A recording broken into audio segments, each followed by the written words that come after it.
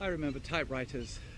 They had a cylinder called a scroll, and if you wanted to see the part of the letter you'd already written, you scrolled it toward you, and if you wanted to look at the blank page that you hadn't written on yet, you scrolled it away. So I use the term to describe a position that's particularly important above our shoulder. If you look up at your club and wrists at the end of your backswing or something close to it, you can scroll the club away from you looking at the blank piece of paper, or scroll it towards you. I call that scroll and counter scroll. Now, there have been champions who did each at the top of the swing, and I've even seen some who vary it depending on the need of the shot. But certainly champions like Tom Watson, Lee Trevino, Tom Weiskopf had it slightly scrolled over the top, and we even see it now with Tiger Woods at the top of some of his driver swings, not all of them. He uses it as a tool.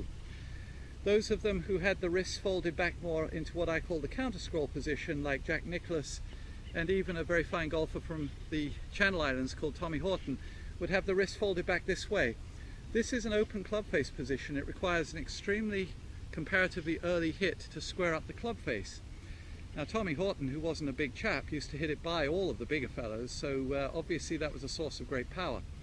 But some of the greater champions in the world had the wrist scrolled over, and I would suggest that if you slice the ball, it's important to check over your right shoulder that the club is sufficiently scrolled over to give you a chance of going with a climbing draw rather than a slice. Ben Hogan referred to it later in the swing as supinating, which I call scroll, or pronating, as he rightly suggested, was a big problem for most golfers on the downswing. Well, we attend to that even before then. We check it here, and then as we're swinging down, we use Hogan simplified to maintain that position down to the left leg.